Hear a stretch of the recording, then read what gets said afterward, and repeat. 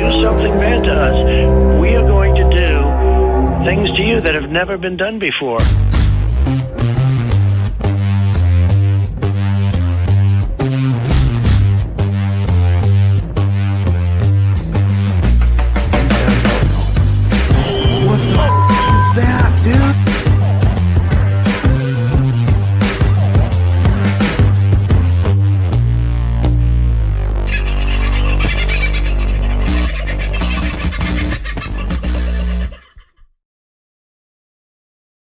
And hello, folks. How are you this very fine evening? Yep, it's going to be a bit of a funny show tonight because I had some meeting I had to be at, but then it turned out I didn't have to be at, so I'm not at. But I don't have that much of a show planned because I didn't expect to be here. However, fortuitously, I screwed up the little drive around of the property yesterday with the audio, so I've done a little voiceover for that. I'll replay some of that for you in this show in just a few minutes, actually, so you can have a bit of a look around here and see what it's like. Of course, if you're that way motivated, and I've had somebody, I think Rolly rang me today and left a message. He's interested in looking at a block out here. There aren't that many left, I've got to tell you. But if you are interested, then please email carl@vofhq.com and I will make sure that Cass and her team get a hold of it, and they'll be in touch if you are interested. Like I say, it's a beautiful property. If you understand, we are living off grid. And I do a lot of we this and we speaking in this video. I feel that I'm part of this community, so I'm sort of we in that regard. But I have no interest in the property. I'm not an owner. I'm barely a worker. But I go out and work when I have the time and choose to. There are workers on the place that get paid for that. And I just want to be part of the community. I want to feel part of it. So I try and chip in where and when I can. And I help Cass out occasionally where she's got things that she can't lift. And trust me, she's a strong lady. She doesn't need me too many times. So if there is an opportunity to help out, I'm always the bloke who likes to try and be there to help out if at all possible. Okay, so just having a bit of a look at the Cairns News website. If you haven't been on to Cairns News, cairnsnews.org is the website to go through. There is some pretty interesting headlines that the boys are putting up through there. And over the last couple of days, you might find, some articles of interest, particularly regarding livestock and the livestock lobby.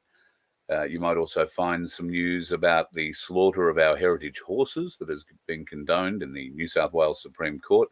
And, of course, there's the latest and rather interesting news coming out of the Harris-Walsh camp in the American presidential election, revealing the pair as there's a report reveals the pair as pedophile defenders. So many things are being shown to us, whether we're choosing to see them, the symbology of them. And it was, if you remember, one of the earliest sayings from Q, the symbology will be their downfall. Keep watching for the symbols. And in fact, not just in the broader term, but in your own personal life, because I believe that we get that influence from our guides here to help us, because they can't speak to us in a language we know, or like English or whatever, but they do speak to us in other ways, symbols, symbology, making you do things. And I'll give you an example. The other day, I had been here. I had to go out somewhere, and I'd been sitting in the bus. I went out to the car, jumped in the car, didn't have the car keys.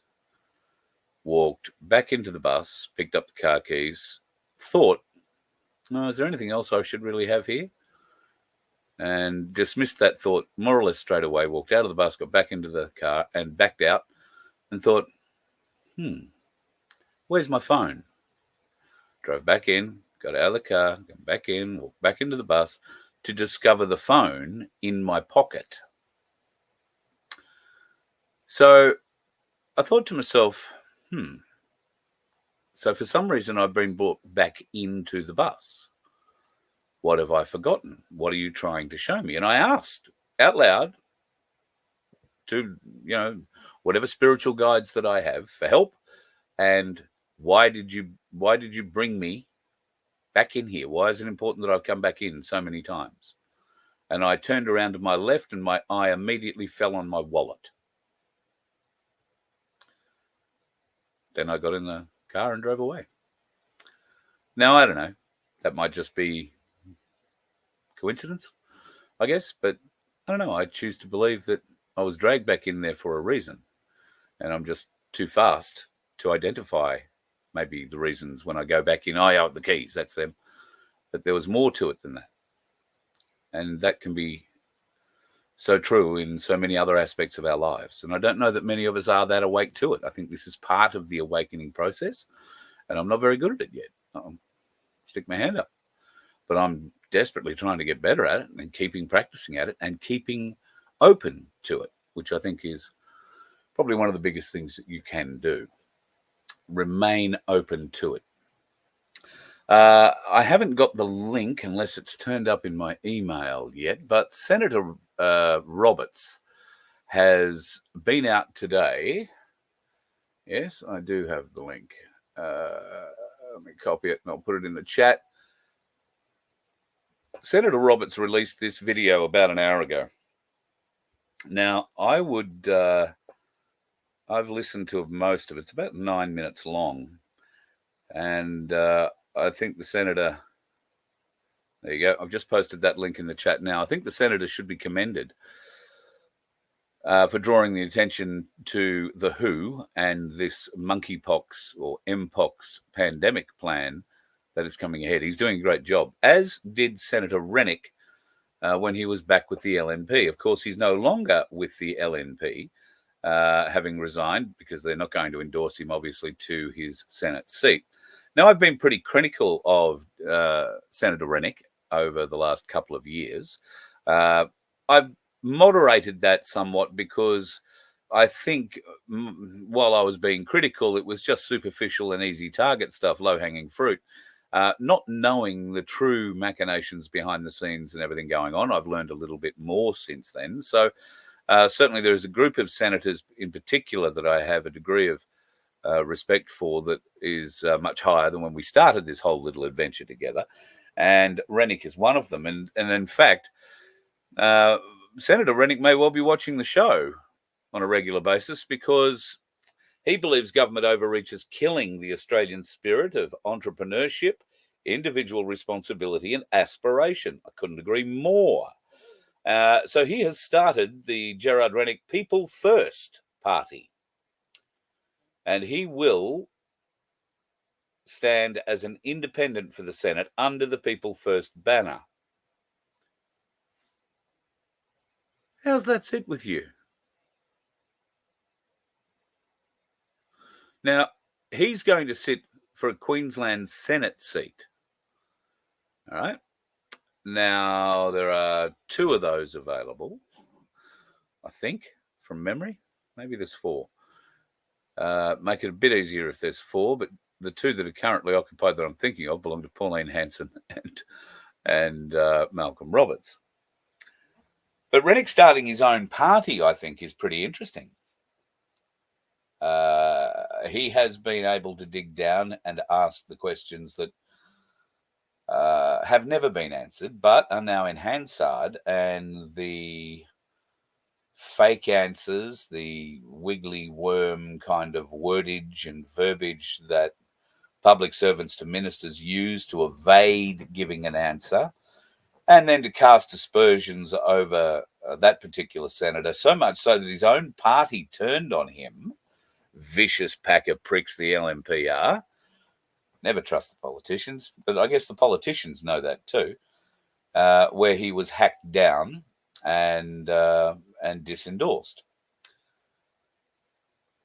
How would it be if a whole heap of people stood as independents under the People First banner? I know, see, Gerard Rennick's name is in it.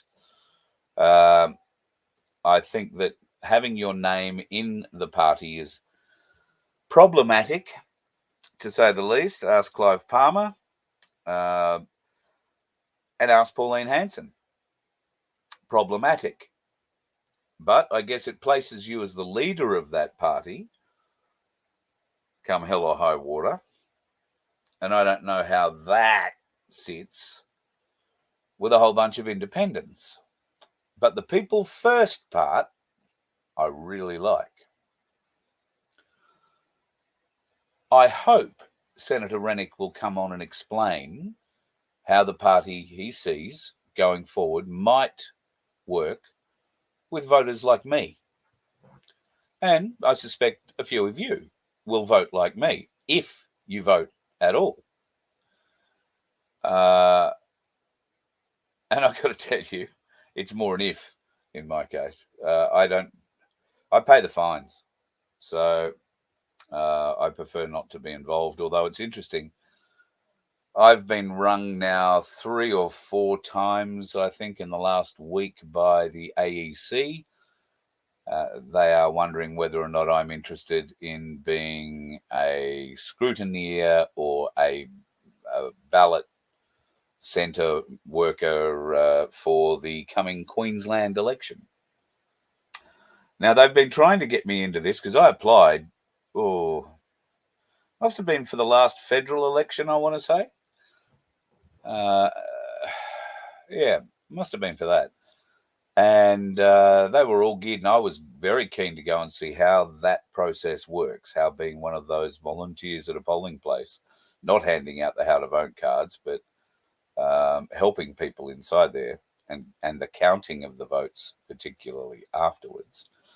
I was very keen to get inside and see how all that worked. But because I hadn't had the squirty thing shoved in me, I was not allowed to be part of that. And I haven't bothered answering their phone calls this time around because I really can't be bothered. I have absolutely no interest other than we've got to get rid of Stephen Miles. And I'll give you a couple of indications as to why I think we should get rid of Stephen Miles, the current Premier of Queensland. The Brisbane Pride Festival, with a theme of being considerate. Isn't that lovely? Now, people might suggest that that could be a Photoshop, but I'm just very sad to say that it is nothing like that. See how we do our makeup to meet the Queensland Premier? Very demure. Very mindful. Very considerate.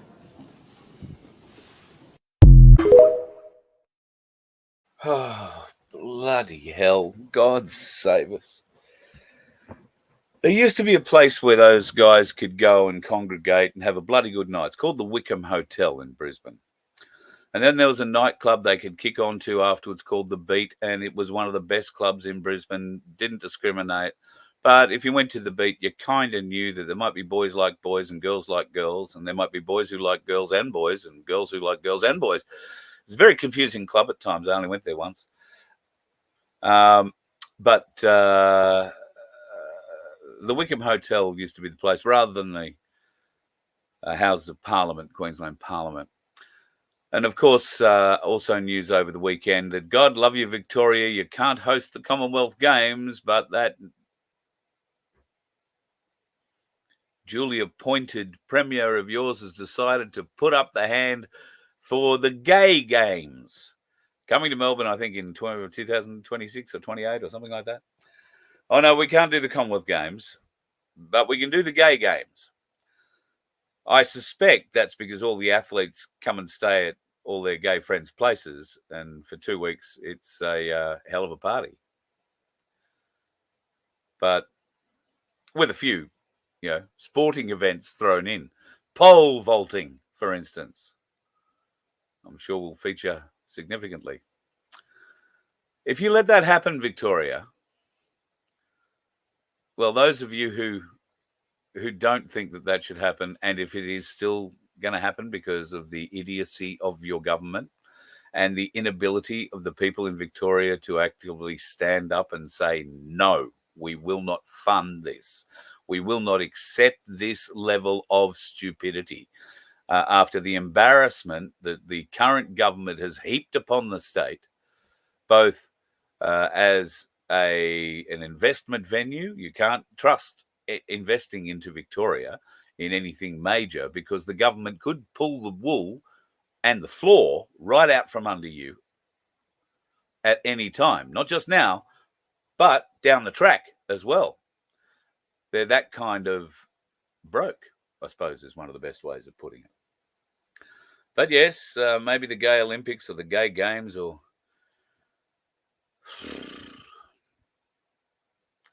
I believe clowns is going to be one of the games they play there. You know, like the clowns you see at the circus.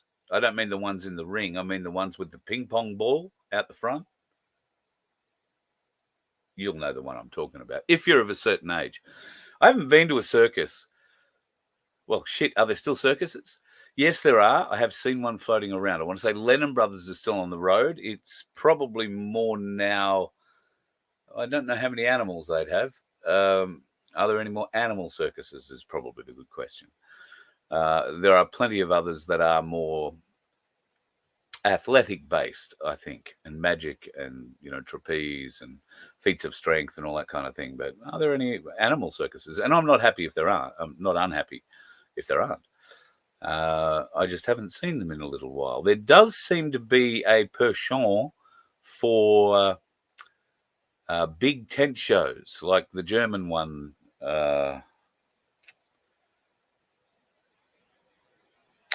Name escapes me.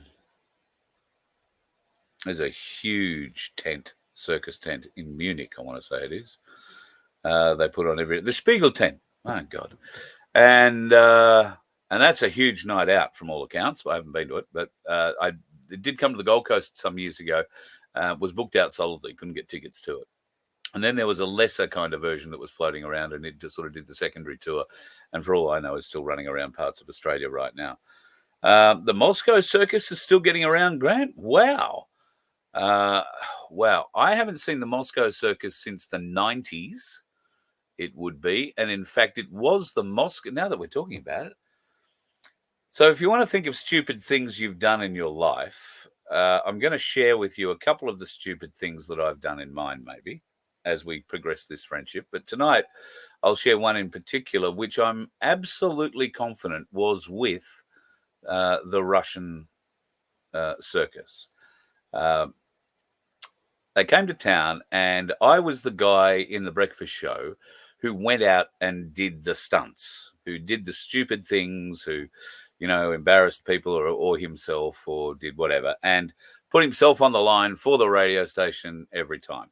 I was also the producer of the show, so I, got to be there every day anyway, so they put me to work going out and doing stupid things with a microphone when they figured out I could do stupid things with a microphone. And boy, did they get me to do some. This one in particular, I turned up this morning to do a live cross from the circus to promote its opening and how wonderful it was going to be. And I knew that I was going to be doing something with an animal, which was fine. I've had experience with circus animals before. Many years ago, I shot a television commercial, or 2 television commercials, actually, with a bloke who now lives on the Sunshine Coast. One of those commercials involved a baby lion, and the other involved a macaque monkey. Mad bloody thing. Had a ball with them. The animals liked me. It was all very good.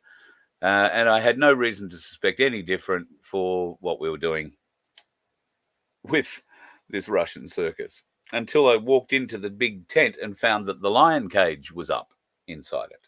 And I thought, gee, that's weird to open the show with the lions. And they said, oh, no, that's where you're going. And I'm like, oh, am I? Now, I think they probably expected somebody to freak out at that point and get all carried away, and I didn't. In the course of my radio career, I have done some really, really stupid things. The only thing that really had me worried once was getting the mud crab. We had to tie mud crabs naked and wearing bare feet. I know, strange thing. And it was a radio thing. I'd never tied mud crabs before, and I wasn't quite sure what was going to get caught in a claw if I did it naked. And I've never bungee jumped. I've refused. I had a dream about that the night before I was meant to jump off in a live broadcast, and it all went dark when I got to the bottom, and I woke up the next morning in a cold sweat, basically. There was no way I was going to go and do that bungee jump. So never bungee jumped, never planned to. However, climbing into the lion's cage at the Russian circus, No worries. There was nothing in it at the time, so it seemed easy enough. And I kind of expected them to be playing a bit of a joke on me, they'll sit me up in the lion's cage and then bring the monkey in. No, they didn't. They brought in all the lions. And when I say all the lions, they brought in all the lions. And one black puma who stood on a stand opposite me on the other side of the ring.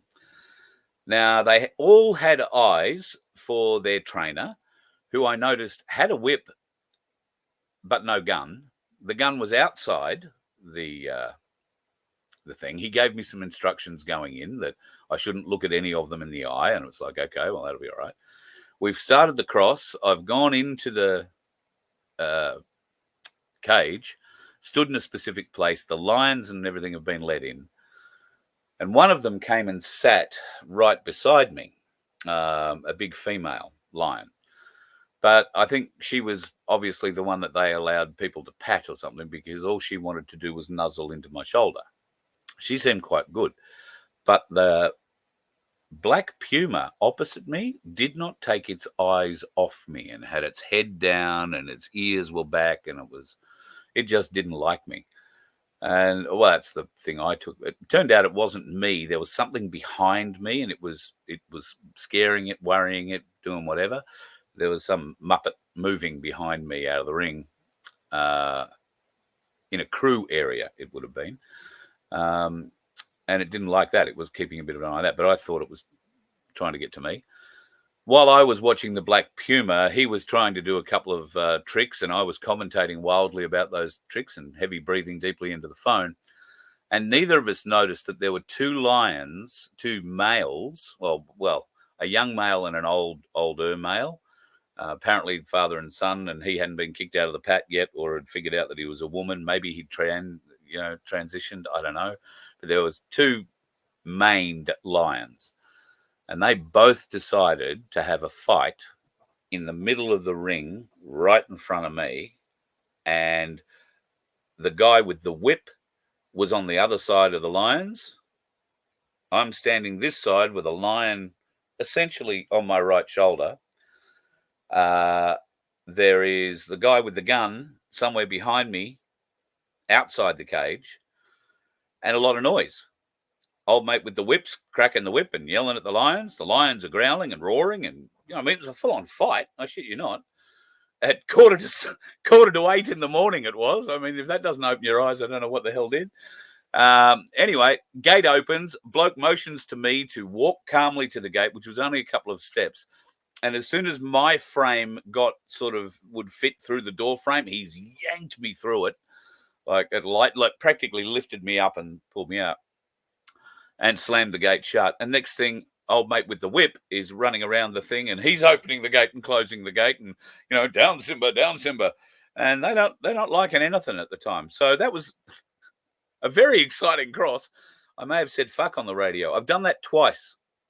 Well, that would be the third time in my career. Because you really don't expect that sort of thing to happen.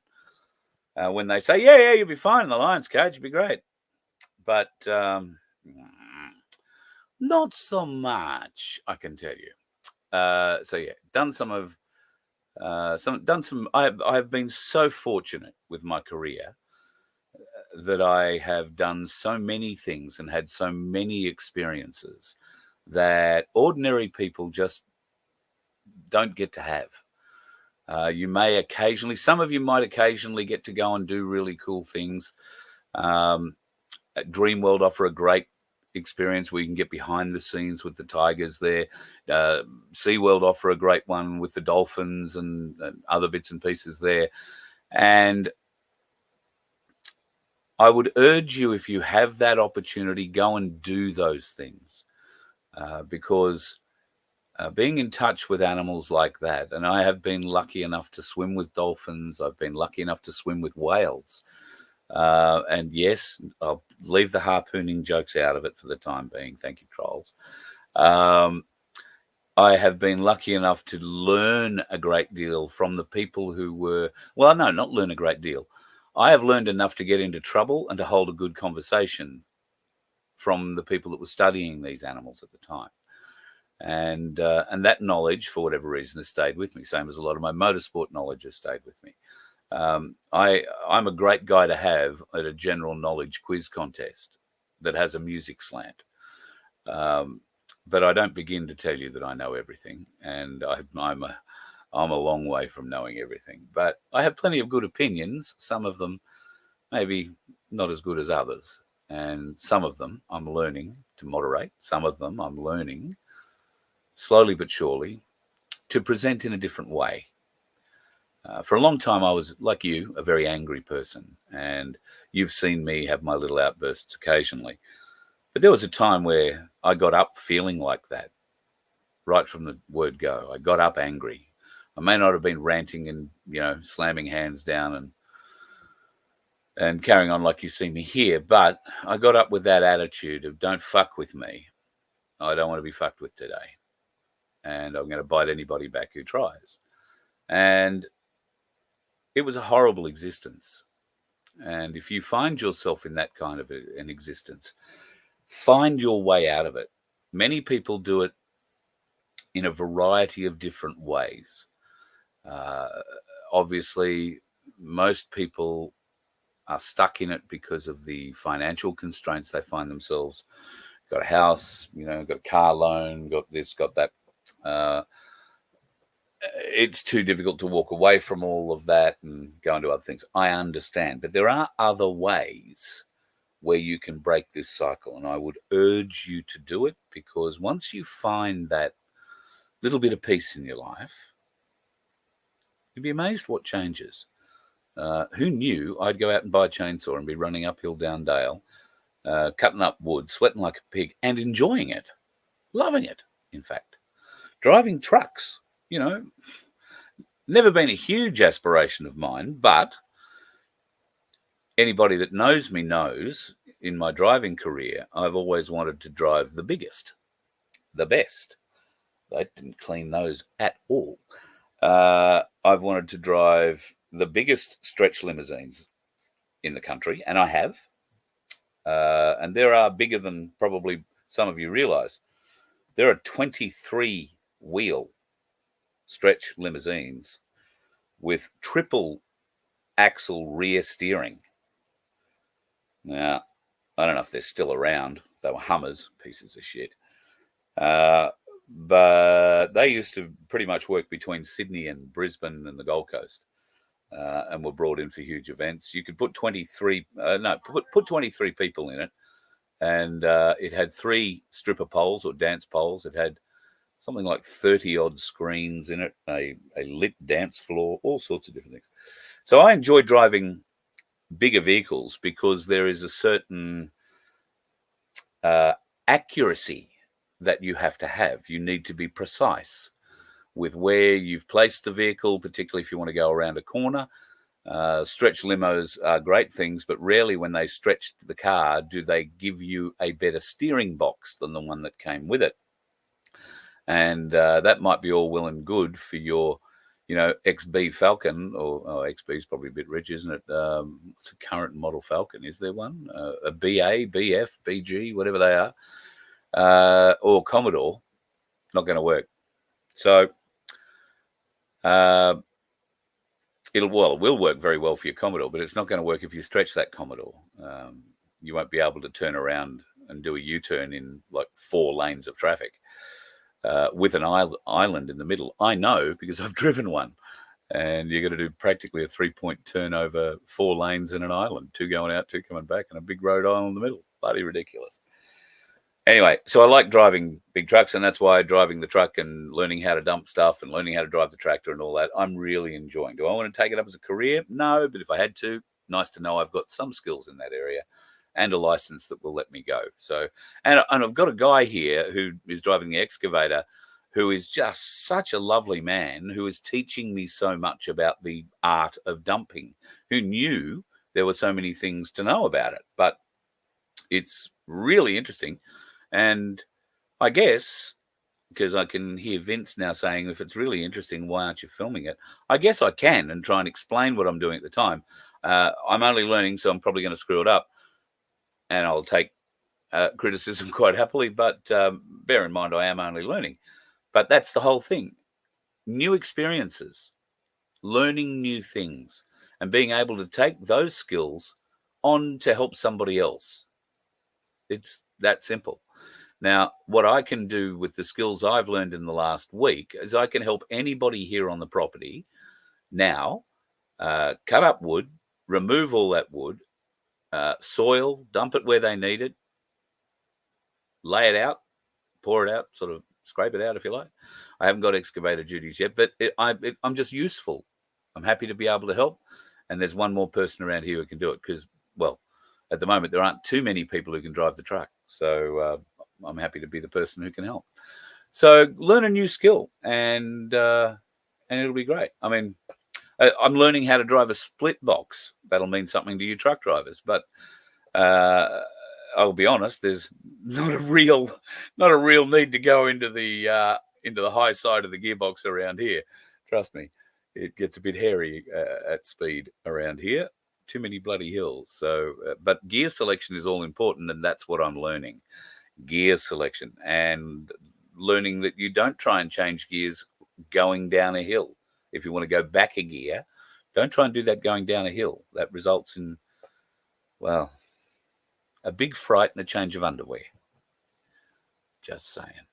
What the? You seem to have the idea. You like big trucks and you cannot lie. Yeah, very cool. That's funny. All right. I do have a couple of other things I was going to show you before I get into the video. So let me just see what I can do here. What else did I have to show you? Oh, yes, this horrible piece of work. How would you like this teaching your children? Nobody, now I don't know if this is a real thing, but I have no doubt that there are teachers in our system who may not be as overt as this purports to be, but they certainly are doing the best that they can to help transition the kids in their care. Now, if this is a fair income thing and this piece of work has transitioned 80% of her second graders, I'm not sure that court should be the last stop for her or him or whatever it is, because that takes a lot of evil to be able to do that and brag about it with impunity.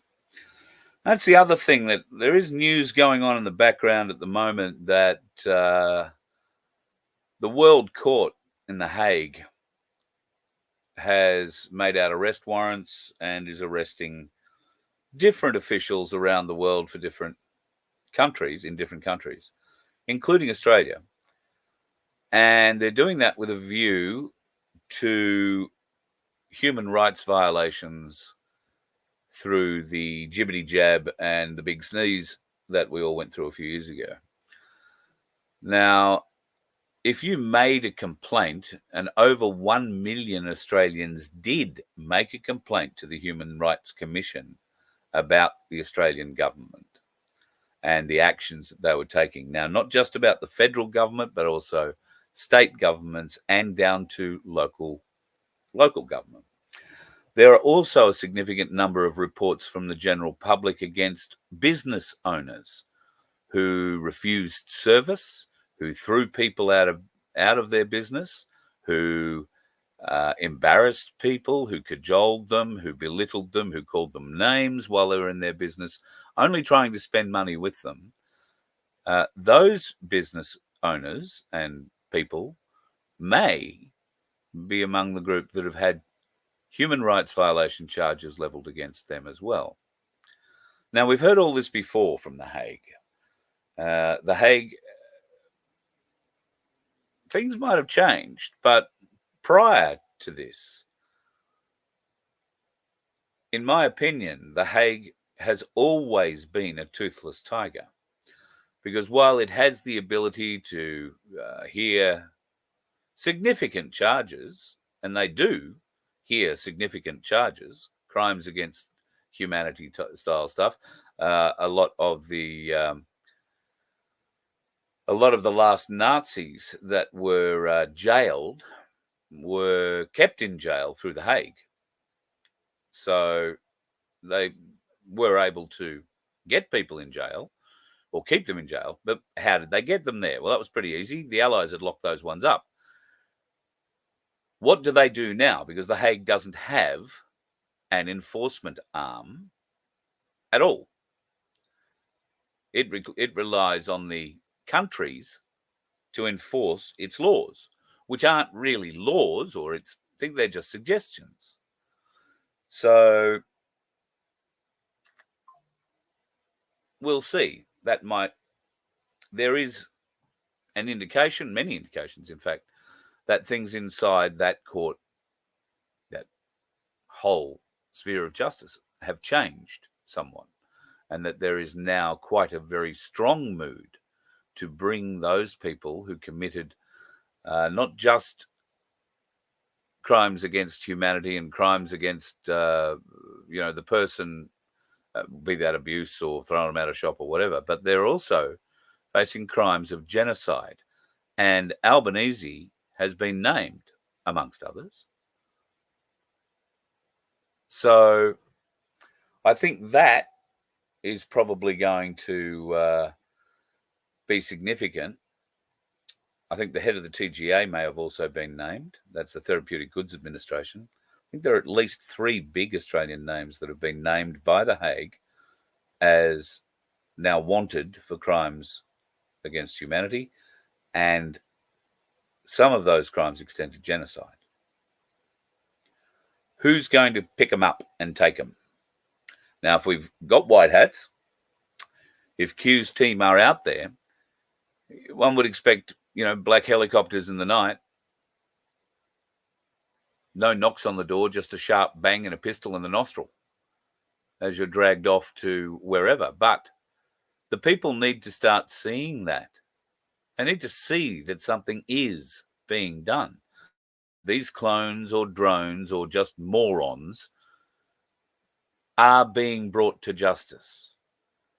That the people who so willingly and so quickly gave up their rights and abused anybody who didn't have consequences for their actions. Now, aside from the medical consequences, which many of us are very aware of, and not everyone is going to have a medical consequence with the GBD jab. We've seen that. Not everyone is having a consequence. That's how they hide it. But the percentages in our death rates are not decreasing. They are increasing. And this has been a delayed fuse kind of thing. Yep, we lost a few going out early, real fast, because of training. If you happen to see one of those people in the Jibbity Jab Centre flopping around like a fish on the floor, having a bad reaction within 15 minutes or so of being jabbed, and there are plenty of you out there who saw that happen or know of it happening to people not long after they got home, that is a direct reaction to where the Jibbity Jab was. It was put into a muscle and not into a vein. And it does a lot more damage from the muscle through, is what my understanding of it is. So, or maybe it was the other way. It should have been in the muscle and instead went straight into a vein. And we've discussed the way the little nanos turn into razor blade edges going around through the inside of your veins, just stripping them up, creating the blood clots. So that's the mechanism of how that worked. Now, some of those were instant, obviously. They didn't want that to happen. It should have gone into the muscle mass and been defrayed through the body.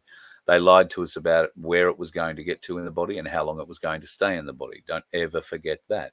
They're going to latest coming through as well. All of it just geared to help Big Pharma make more money. The WHO are funding the evil billionaires. More cash. Why do they need cash? Well, they need cash. Got none, I hope.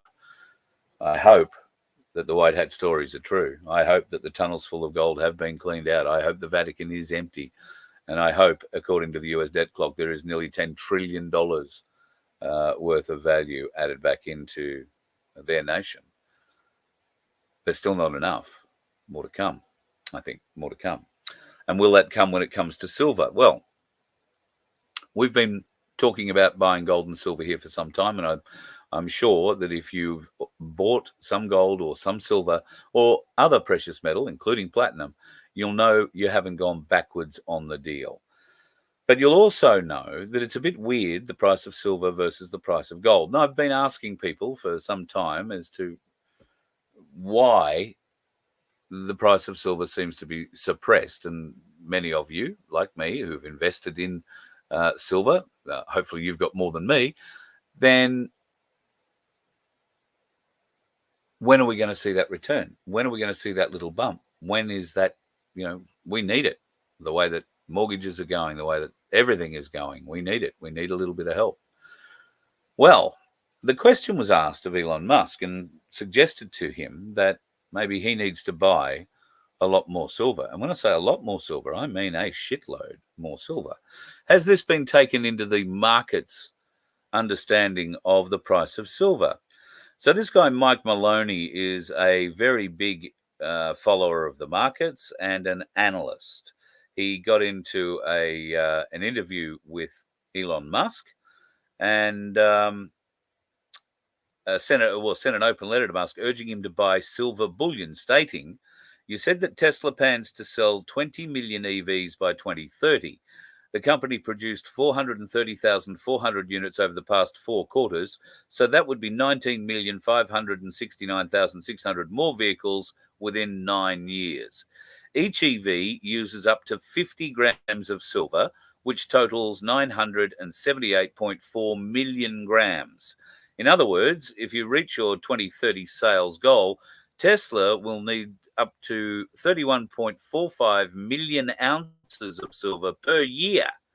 The cost to you at $25 silver is $786 $786.25 million. But the cost to you at $50 silver is $1.57 billion, and over 100, it's a whopping $3.145 billion. And that's just the automobile business. I think that's rather telling, don't you? Now, the price of silver, because there's only so much of it being dug out in the world, and there are charts that tell you how much of it's being dug out in the world. There must also be charts, but not available to the public and certainly not available to the bullion dealers, as far as I'm aware. I've asked, and they say no. Where the hidden silver is going. US military industrial complex is probably the biggest part of the hidden silver. None of what they buy is showing in the price of silver on the common market. Why is that? They'd be one of the largest users of silver, along with the Chinese, because let's face it, they're making every solar panel in the world these days, just about. And what do they require? 4 grams of silver in every one of them, at least. That's the minimum they require. And if you have a look at the projections for China's solar power usage and their production quotas, you will see that they are upscaling their production needs, meaning silver, to almost 1 billion ounces of silver a year, just for solar panels. So why isn't that being reflected in the price of silver? Well, that's because some prick has their thumb on it and are moving it right down. That can't last for long. That downward pressure cannot last forever. So keep your eyes open and be prepared. It's going to come very quick when it comes. If you haven't bought some silver now, go and get some. I highly, highly recommend you go to ainslieybullion.com.au right now and buy something. Hang on to it. Hang on to it. Don't forget to put my name or Voice of Freedom in the notes section and you'll do okay. All right, I'm just going to post this Senator Roberts piece up again. I think it's important for you folks to have a look at that if you are at all interested in what he is doing for us at the moment. It's a very strong piece where he outlines a great deal of the WHO illegality and, of course, the complicit grunts and squirms from both the Labor government and the LNP opposition, weak mongrels that they are. And now I'm going to give you a bit of a look around the property. So I did say when I probably I was saying, and some of it you didn't, particularly when I got out of the car. The Bluetooth on the car, I didn't realize it was Bluetoothing. I thought I'd turned all that off. So I've done another voiceover for it, if you like. So I'll play that for you. I've cut a little bit out of it. It doesn't run the whole 28 minutes or whatever it was the other day, but it's pretty close. It'll give you a little look at the property, and I haven't shown you all of it, but there are a couple of different areas there. At one point, I'm talking about sleepers and cutting big straining posts for fences. And in the background of that, you'll notice that's the public camping area. It's all fairly steep up the hill up there from the woodyard. And there's a few other areas that I've sort of not shown you quite deliberately because they're private areas. But there is a few lots available here at the property if you are at all interested. So Carl@vofhq.com if you are interested, and we can see what we can do for you. And when I say it's just I have nothing to do with the property. This is strictly a salmon cass business, and the ladies are very, very competent at what they do. I just speak with the royal we because, I don't know, old and lonely, stupid. Figure it out for yourself. Anyway, let's have a look at the property and get in touch if you feel you'd like to be part of it. Well, g'day, folks. This is a little tour that I took of the property yesterday. However, due to some sort of screw up with the Bluetoothing in the car system, you didn't hear my audio, my great commentary all the way through. So I thought this is a bit of a safety video in case I can't get back for a live show tonight. I've got to be at a meeting at 5 o'clock, and I'm not sure that meeting will be done by 6:30, much less have time for a show. So if there is a chance for a show, it'll be later, but I'll have this ready to play at 6:30. So I've just come through what we call the top gate. It's sort of the back gate to the property, if you like. And I'm making my way down here through one of the tracks. You can see one of the container homes briefly on the left-hand side there. There's another tent and caravan set up a little bit lower down. We'll drive past a few more properties down here. And you can see, doesn't it look beautifully cleaned up? No huge great chunks and piles of wood anywhere. That's because this is one of the roads we've been doing a little bit of work on, trying to clear away just the mulchable sort of rubbish. Anything that's good we're using for firewood. Give you a bit of a look. Here's one of the container homes. This one doesn't have anybody in it yet. They are moving in slowly but surely. And you can see the pad is prepared, and all you've really got to do is drop whatever you're living in on there, be that a caravan tent or whatever. Now, you can grow grass and make it a real beautiful little area, but that's what's so nice about this. It is off-grid living. You can make of it what you want to. Now, I'm going to take you right down to the bottom of the property here. That's actually a road leading up to another block that's up on the top of the hill, right up there. The views from up there will be absolutely amazing. But a huge amount of dirt moved to get a road up there, I can tell you. And a bit of, I think there's been quite some drainage work going there too to make sure that the road stays there. So I've had to do a little bit of a squirt along here because there was somebody backing down, and I want to get to that Y intersection before they did.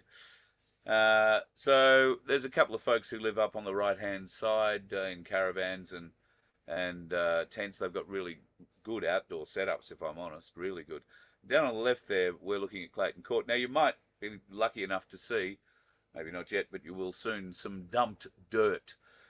This is where I dumped 4 loads the other day, and I think was on the way back from one of the lives, or did one of the lives on the way back from dumping one of these runs the other day. So you can see we've got a fair bit of mulching to do down the bottom down here.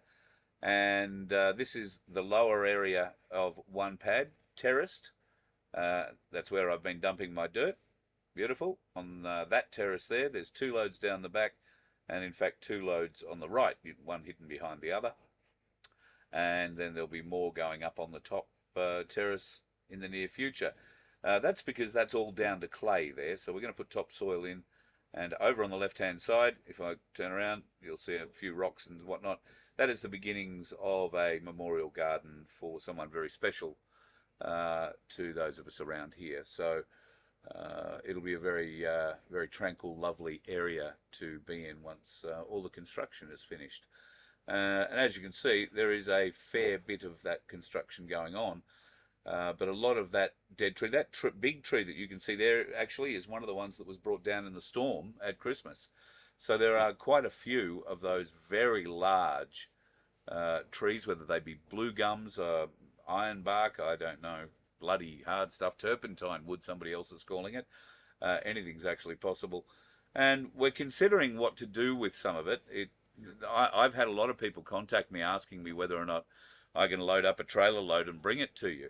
And look, I'm happy enough to do that. You know, might help with a tank of fuel or whatever.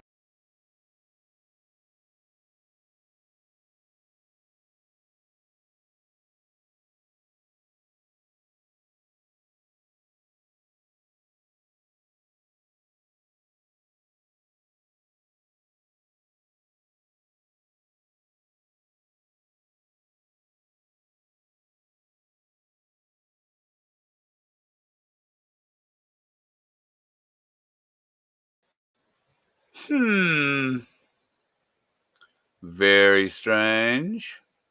I don't even know if you're seeing me. I'm sitting here trying to go back through your comments. Let me see if I hit play again and if it starts.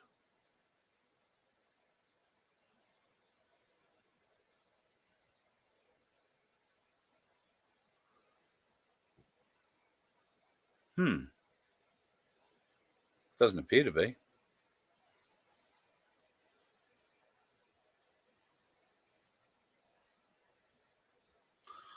But the video doesn't appear to be working, does it? So let me remove that for a moment. Let it try and refresh. Or do I? All right. 4 minutes 22. I think I might have to re-add it for some reason. Very silly idea.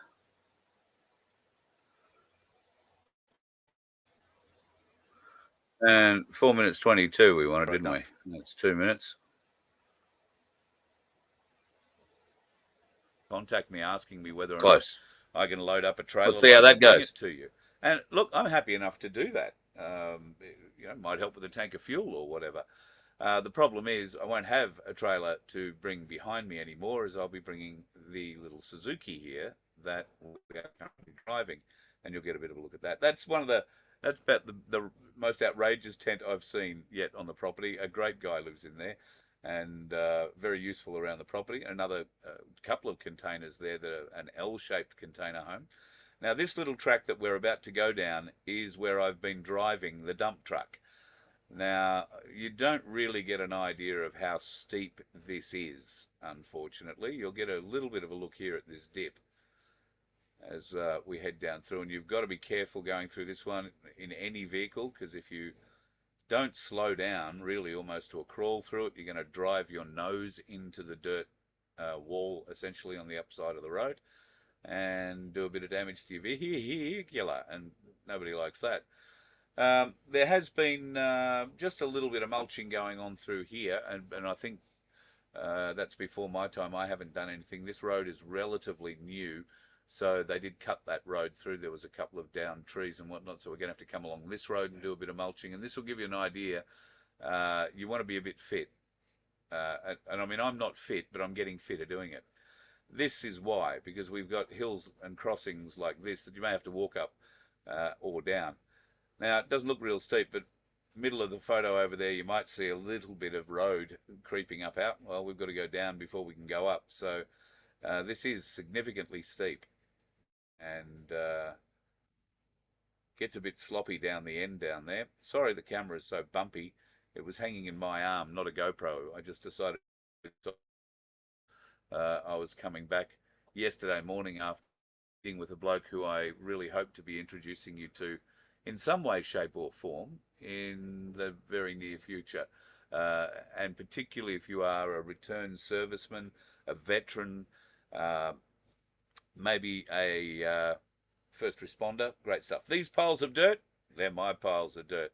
Look how beautifully they're dumped. I mean, I could be working for the council with dumping skills like this. And this is our wood yard. We'll get out here and have a little bit of a look, I think, from memory. So we've got quite a large wood mill. We're still experiencing a learning curve on the wood mill, but we are milling wood. Planks, essentially, at the moment, hardwood planks, because, well, funnily enough, we have a lot of hardwood. There's me having a good look at myself again. You don't need to worry about that bit for a while. Thank you to the folks that commented about pink being my colour. And I think Giselle was one of them. Thank you very much. I really appreciate that. So it's not nice to know that I have a colour. So here's some of the wood that's already been pulled and stacked. You can see really good wood, and it's chipping up well. Well, that stuff's not chipping up. That stuff, the bigger stuff in the foreground, some of it will be used for greater purposes. Some of it sleepers, some of it not sleepers as such, but strainer posts for fences around here. And you met Dwayne in one of my lives the other day, the fencing king. He cuts those strainer posts out of this and then hauls them down with the excavator, plants them, does all the fences himself. Stunning. I'm not sure if that's a regular thing. I mean, most farmers will probably say, sure, I do all the fences myself. Well, I'm blown away for it. I couldn't do the fence, not in a heartbeat. As you go, a little bit of a look at the mill over there, and we are of limited knowledge in how to use it, and it's a very dangerous machine to be using. So if anybody happens to be watching who knows how to use one of those mills and knows how to use it competently, I think you're going to tell us that it is the wrong mill for the wood that we've got. And unfortunately, that I've heard that bit of news already. Not completely sure, but if we can put it to some use, otherwise there might be a pretty cheap softwood mill going up for sale. We do need a hardwood mill, and it's getting through the wood that we have here. The problem is that it dulls the blade very, very quickly. I just wanted to show you that I can, in fact, drive the tractor, and that is the tractor that I've been driving. The backhoe I have not had a go at yet, but the bucket at the front, I have become mildly less than proficient in its use. And you see the forks that are sitting there in the bucket? Well, that's the way I was meant to be transporting the forks the other day, while dropping them somewhere and then using the bucket to pick up a whole heap of chopped wood and bring it back to somebody's place. And I broke that bar off, that centre bar. You can see that nice shiny welds. We have a man named Matty here who has all the skills in the world when it comes to diesel things, and welders, as it turns out. So thankfully he fixed the forklift frame that I completely screwed up. So a little more lessening involved with my use of forklift and bucket, dare I say. And yeah, another bit of a look there at some of the big wood that we've got lying around, which, you know, we cut as required and use. There's a wood splitter over the back of the yard there, so one of the blokes here, one of his jobs is to make sure that there's enough split wood, particularly for the campsites, the public campsites, which I'll show you here shortly. And of course, just in case you are unsure about our wood chipping abilities, here's just a couple of little piles. I don't know who dumped this pile here and threw a Coke can in with it. I can tell you, hand on heart, that is not my Coke can. I think it was one of the blokes who was working with me, but pretty shitty dump job by the bloke who did that, which was me. Managed to keep it on the road more than anything. I pulled up on it in a strange angle. There's actually quite a large hole behind there, and I didn't want to put the rear wheels of the truck in. So that gives you a bit of a look at the timber yard, and that's the little Suzuki that, well, there's a whole story to the little Suzuki which you haven't heard, and it's one of the reasons I think I told you that something has been holding me here in southeast Queensland. Well, that little Suzuki is part of it. It will now be a tow-along vehicle behind the bus. So I'll have some wheels when I get to a town near you, rather than spending what was looking more and more like a small fortune on Ubers and taxis in towns so that I could get to a supermarket or get to a pub or have a meal, do anything. So uh, just giving a wave to Lincoln there. He was out to do a little bit of watering, and we'll come back and I'll show you what he was watering there shortly. There's a pad down there. No, somebody owns that one, I think. But there are a couple of these, or more than, I can't remember exactly. There's more than two, less than six, I want to say, of these pads or to live out here at this particular property. Of course, there is the other property as well, Ferny Haven, but that's a whole different ballgame. This is off-grid living, certainly at its finest, as far as I've seen. Our roads pretty good in the wet, very good in the dry. They don't get too slippery in the wet, but when it gets really wet, yes, they can. You can see a fair bit of work going on this pad here. Lovely lady who's setting herself up there. It looks pretty wild at the moment. Those rolls are really interesting. They are actually rolled up cement and are going to be used for a driveway down to her place there, which you can see the deck is just going up around. She's got beautiful views out over the valley. There's another caravan down there. There'll be another tiny home going onto that side, I think, in the not too distant future. And below that again, you can... there's one of the excavators that I haven't been playing in. They don't let me in the excavators yet. That's probably a good thing. Figure out how to drive the truck properly first and not dump the wood chips on. I might get another go. Beautiful area here in the evenings too, folks. It attracts some lovely animals. We've got wallabies, kangaroos, koalas. I heard koalas grunting.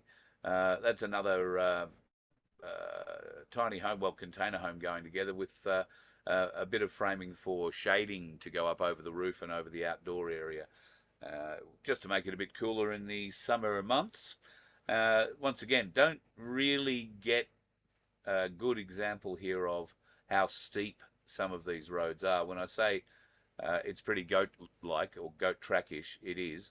And I apologise for the bounciness of the camera. It's because my arm is holding onto a stick which has the camera basically out the window, but my arm, like an idiot, is resting on the door. When it gets really bad, it's probably resting on the door. So more of those little bits and pieces of wood, and I'm taking you up now, I think, to give you a bit of a look at our chipper. This is the machine that cannot be operated by a single man. Well, it can be, but it would be the world's most dangerous, bloody thing to go and do. My God, does that thing know? You can chew through me in about a second, and I'm thicker than most of the trees we're throwing through it. I mean, around my waist. I don't know about my head. But I wanted to show you this little particular. This is one of the communal of them here at this site, and there will be just as many, if not more, over at Ferny Haven. But on this site, this is one of the community areas which has been put to limited use at the moment, only because people are trying to set themselves up. However, you can see there's a bit of a swing set and a play area for kids. We're putting in a barbecue area there, a fire pit, somewhere we can sit, and who knows, some of that wood that you are seeing, now that I have a chainsaw, and what you don't know about me is that I've been known to do a little bit of wood carving, not chainsaw carving though. I am very interested to get into a bit of chainsaw carving, so this might be the place where I start making some chainsaw carved chairs that can be planted here, and we can have our little communal area around a fire pit, place we can put the cast iron cookers in and do a slow cook for the day, and come back and enjoy the sunset. It faces almost due west, and very warm in the afternoons, but if you had a bit of a look at the view there, you'll see that there's a mountain range. You're looking across some farmland into a mountain range. And for those of you interested, that range is where the fabled Yowie lives. Now, I'm not joking. If you drive here and you come to the property and you know the right place of the road to looking, but I know you're all not dickhead drivers, so you would always be looking at the road. You would see this. There are Yowie footprints on the road here, where the Yowie was seen crossing the road. What is a Yowie? Well, for our international guests, think Bigfoot, Sasquatch, the abominable snowman. That Yowie is the Australian version of that. And it's interesting that there are so many Bigfoot stories, if you like, Sasquatch and Yowie stories around. Here's where we've been doing a bit of work too. That's all due for mulching tomorrow morning. They'll start there. Most of it's already cut up. They've already cleaned a huge patch out through there. I had two blokes working with me the other day. While they were cutting and throwing here, I was up cutting at another site. And yeah, they did pretty well. Although they did knock off about 11:30 because in the heat of the day, you don't want to be out in here doing this if you can possibly avoid it. We have cleaned up, as you can see, quite a lot, but this pile here needed to be cut up into a more manhandleable size. Now, some of you are going to say, oh, you're weak, you're weak, you're weak, but not so much. I'm just trying to point out there over the wood, that's a 2-story container home. Rather than having them side by side, it's one on top of the other, and if memory serves, it's on wheels, so it can be towed. It is quite. I haven't been down to it because I don't like invading people's space around here. That's part of the reason people like to come here. Nobody invades your space. You can live quite happily, and have as much or as little involvement as you choose. Unfortunately, that where the water truck was coming out from earlier, up there is our community centre. And if you're part of the community here, you've got access there. There's one of our blokes that's part of the community, great fella, very handy on the tools, I've got to tell you. And we're planning on doing a lot more in the community centre. And in fact, I'll probably do a show from the community centre at some stage as well. There are so many nice parts of the property, including this one, which is being cleaned up. Some of these people are cleaning up their own sites, and I don't want to go in and mulch all their wood because they might want it for firewood. So this pile in particular is one I really wanted to get into, but I've got to find out whether or not I'm allowed to attack that with a chainsaw just yet. So don't be worried, folks, if you haven't been contacted. And I know Macca made a comment in the chat that he'd reached out to me via email. Thank you, mate. I'm just flat out at the moment with other things, and we don't really have enough work. We've probably got 10 people like yourself who've said they're keen to come out, and what I don't want to do is not have enough work for you all, or to give you a couple of days each, or whatever it is that it works out to be. And I want to be a few days ahead of the mulcher with the cutting, and that's really what tomorrow and or yesterday, I did a lot of cutting here out the back yesterday by myself, and tomorrow and I'm just bringing myself back in here while I'm rambling on there. On the screen, what you're seeing there in the background, call it the dirt that you're seeing, that is actually just a newly planted area. It's one of the 6 orchards that are on the property. If the camera, I can't remember if it does swing left again, just keep following up that hill to your left, and you'll notice that there are already a number of trees already planted in the first orchard, which is in a different paddock, but to the left of that current view. There is another one that'll go down to the right of that orchard, and another one that's already planted in a different part. So there are plans for 6 orchards and lots of veggies and lots of fruit. The plan eventually is to be completely self-sustaining out here too, of course. Tuesday will probably be that. By Wednesday, we'll be mulching more or less where I'm parked, and that will be a huge job. I've probably cut 10 ton of timber, probably more out the side there, so there's a fair bit of mulching to be doing. I think we figured out how much mulching there is to do. I've talked about the wood enough. There you go, folks. So a bit of a look at the property. I did see a couple of comments I started to go back to. Glenn, what do the sites have, power and water? Well, they have power if you bring it, and they have water to a point. This property is off-grid living, so there is no power to the site. Everything that people are installing at the moment is solar-based and seems to be working pretty well. There are some backup areas for power. The community centre has a generator, instance, a large one, I mean. So, again, I'm being invaded by little flying things. Yeah, but as to your site particularly, no, there is no power to the sites. You can put power on the site, but you'll need to generate it from the site using solar. You won't be able to afford to bring power off the main road and bring it to your site. It's just too expensive. So, yes, off-grid living. That's what that sort of means. Water. Well, yes and no. Every resident here gets a big IBC, which is about a ton of water, 1,000 litres of water. There are 3 bores on the property with really good water, and really, really good water, particularly in one of them. That's the one we use for the main drinking water, if you like, around here. It is really good water too. So, yes, you can get an IBC and you can basically get that filled whenever you need it. And one of the boys around here will come around. It's one of his jobs to go around and fill up the water. Now, from there, what do you do with it? Well, depending on how you want to use your water and whether or you want to plumb your whole house into it or that sort of thing, well, there are different ways and means. You probably need more than 1,000 litres to begin with. So you'll have to think about tanks and all that sort of stuff. And but that comes involved with the process of what sort of tiny home are you going to put, or are you just going to have a tent? If you are just going to have a tent, there are showers and toilets on the property. The shower that I particularly use is not very far from me. It's only just up the hill. It's a gas heated but solar powered, if you like, shower system. It's great. It's a hot shower, always hot, never gone cold on me. I would like a bigger shower head, but maybe that's because I've got big shoulders. I don't know.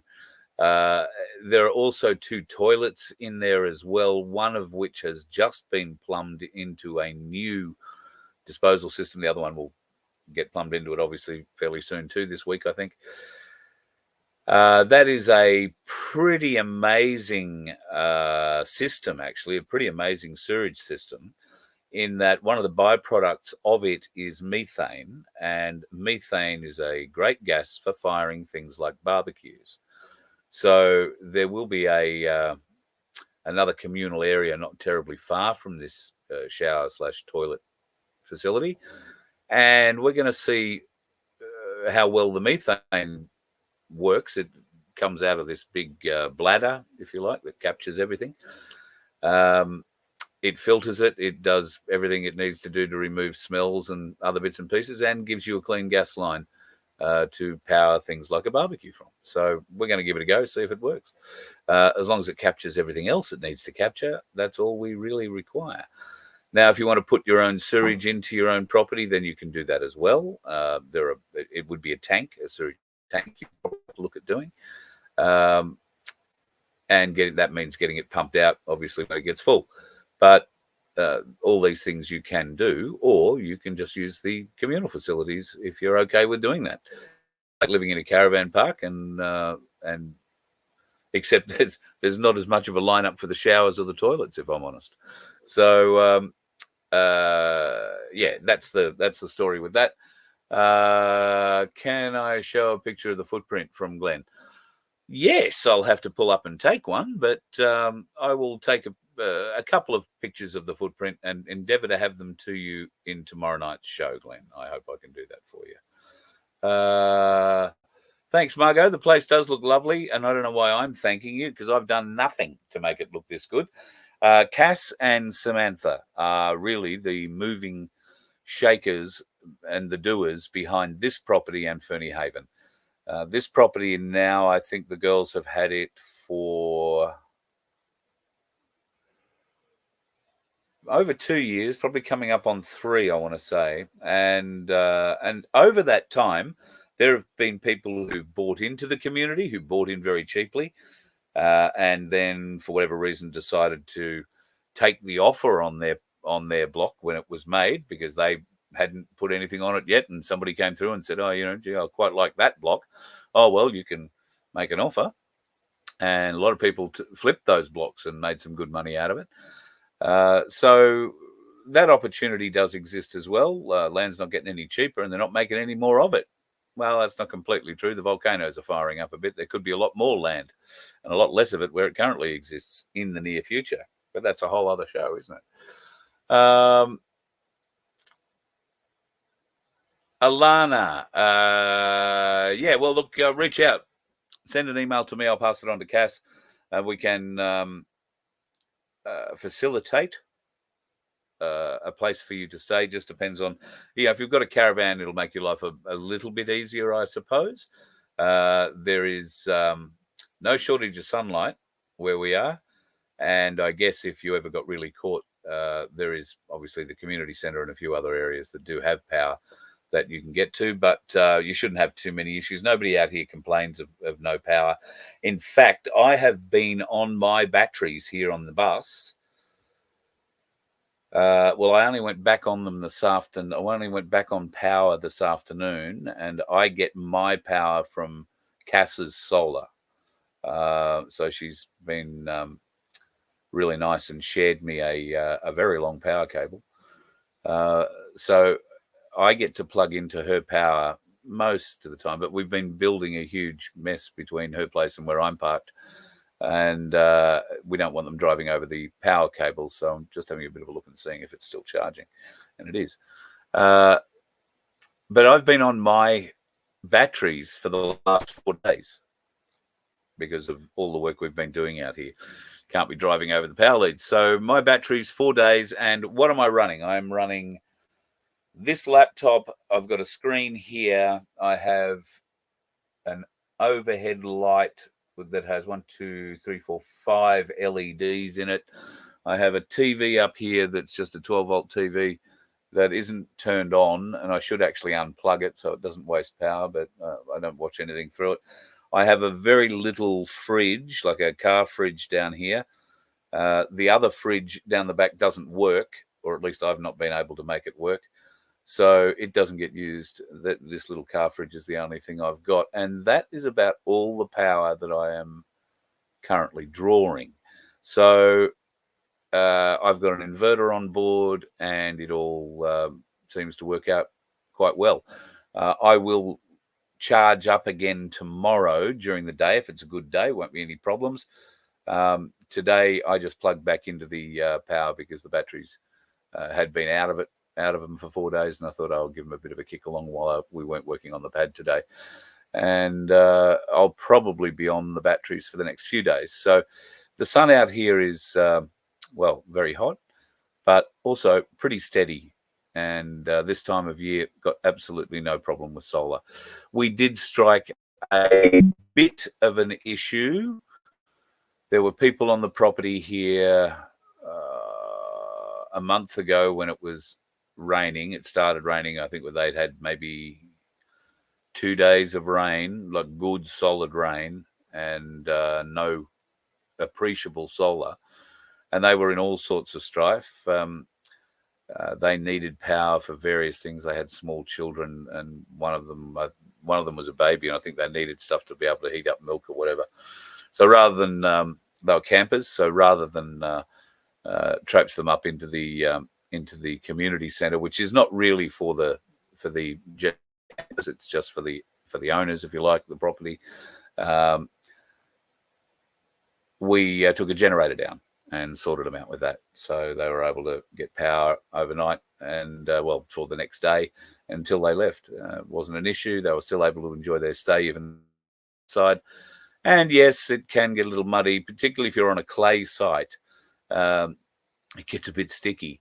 But once you've got your topsoil down on there, put a bit of grass in, it's very, very, very nice indeed. Very nice indeed. So plenty of opportunity for that around. God, how long have I been talking tonight? Hour and a half nearly. Time to stop, I reckon, folks. So,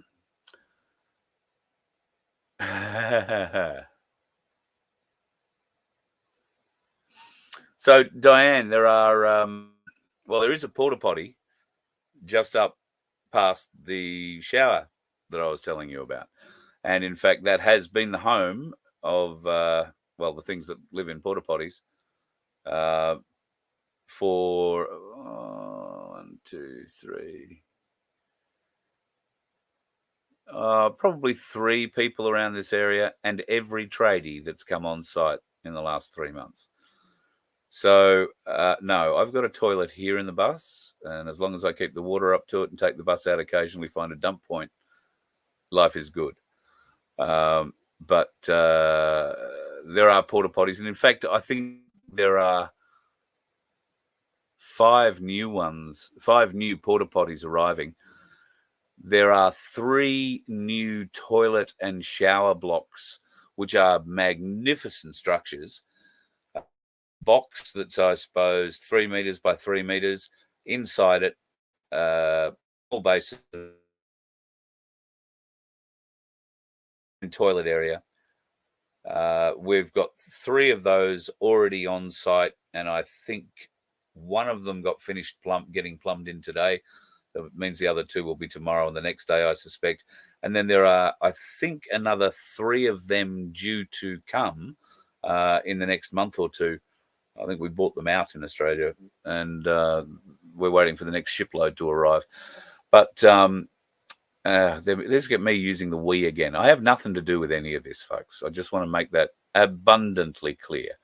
I treat it, I guess, a bit like a we perspective because I've been made feel like such a part of the family here. But be under no misunderstanding. I have nothing to do with the running of this place. And the girls that are running it don't need my help to run it, or yours for that matter. They're doing a bloody great job. And in 2 years, what they've been able to create here is absolutely mind-blowing. And I'm sure if you had the opportunity to come and visit it for yourself, you'd find that too. It's such a tranquil, beautiful place. So look forward to seeing you out here if you want to come. Alan, if you want to find out more about it, email me, carl@vofhq.com. And when you talk to Cass, she'll give you all the details on what's available with the properties and how all that works. But if you send them through to me, I'll make sure that they get in front of her at the appropriate time and they'll be catching up. Here's some good advice, Agate Master. When sizing a solar system, double the solar panels in watts to amp hour of battery storage. That is very, very wise indeed. I think I have 200 watt or 200 amp hour batteries, AGM batteries, house batteries, if you like, being fed off the solar. And I think I've got 250 watts of solar generating shit on the roof. So it keeps me going. That's all I've found. It keeps me going. All right, folks, going to love you and leave you tonight. An hour and a half. God, talk about pulling it off. How much is rental? Alana, I have no idea. I'm not part of any of all of that. I don't know how much it costs.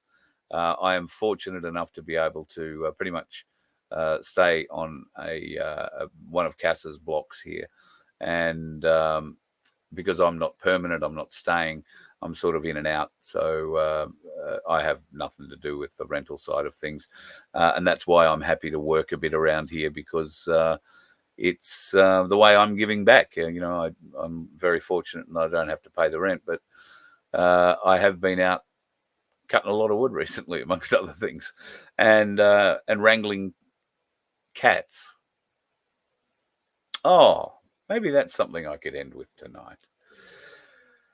I have to be honest with you. If there were some things that I thought we were going to see here at this property, I can't do it. It's the wrong side of file. Hang on. Maybe I can share this a different way. If I thought that there were some things I was going to see on this property, I could have given you a list, and many things would have made it. But I didn't expect a new animal to come into our lives, so to speak. And last night, a new animal. I don't know if you can hear that growl. That's the cat growling. Yeah. New animal in the house. Well, that was last night. The cat did a runner apparently, at some stage this morning. I don't know. Not my cat, not my dog, not my house. And I haven't seen the cat. I have seen the dog. The house isn't going anywhere. But, yeah, there is somewhere out there a nameless cat. I believe the name was going to be something like Tiger. But now it's probably under the house, wondering why it's been moved to hell, where there are 3 dogs running around all wanting to say, oh, hello, how are you? The dogs have no interest in the cat. They've had cats around them all their life, and they're not going to chase it. Or that doesn't necessarily mean the cat knows that. So I'm sort of expecting the cat to turn up here in the bus anytime soon. And I was thinking it may not be a bad thing to have a cat in the bus. They look after themselves. You know, if I had to go out for a few hours, I can, you know, make sure that there's a hole for it somewhere it can get in and out of. And I guess if it doesn't like you, it can choose to stay. You can just leave it when you drive off after you've been somewhere for a few days. I wouldn't like that because I don't like leaving animals. I would be a bit attached to it. But I reckon once you do the old butter on the paws trick, it wouldn't go too far. Nobody wanted to listen to me about the butter on the paws trick. But I've tried it. It works. Really works. For the most part, anyway. All right, folks. Loving your work. Alana. If a 7-year-old wanted to work on the property, would you have opportunities? Strong back, good arms, good attitude, always an opportunity. Yes. And it's not just an opportunity here on the property. There might be opportunities in other fields. You don't know who you meet when you come here. You don't know who's associated with the joint. I can tell you there are some interesting people. These that present themselves that come from a completely unexpected area seem to be abundant here, and I'm very thankful for that. I hope maybe the same could be for you. But yes, that's something that you could talk about with Sam, and see what's available. We are at the moment growing, obviously, a lot of fruit, a lot of veggies, trying to improve our animal stocks. We've doubled our with all the lambs. That apparently is a good thing, although many of these lambs apparently are boys, and that's not a good thing. So could be lamb for lunch soon. There are goats on the property, as you saw today, and we're dropping more goats too, I think, on a daily basis. This land is just too steep for cattle, and they get into places they just can't get out of, and then they wind up dying down there, and they die a horrible death. We know that from the previous owners, not because of anything Cass or Sam had happened while they were here, because there were initially cattle on the property when the girls bought it. But they were smart enough to realize that was just going to be a problem for them. So they rounded them all up fairly quick, smart, and sold them all off. We have a great set of cattle yards, though. Just saying. Okay, folks, if your son is interested or your daughter is interested, Alana, I don't know whether or not we sexed your child, gendered. And is that the work? I don't know. There are opportunities. If you're good with animals, if you're good with people, if you don't mind a bit of hard work, because it's a bit of hard work, some of this at times, but it is some of the most fulfilling work I've ever done in my life with some of the most wonderful people, very down-to-earth people. The guys I'm working with, the workers on the property, are really down-to-earth blokes, but boy, do they know their shit. And that's great. That's what you want, because there's no point working with a fuckwit. Too many dickheads on the road. You don't want to be working with the dickheads when you come home, or at least I don't. I'm hoping you're the same. Have a good night. Talk to you tomorrow. See you soon. You let one ant stand up to us, then they all might stand up.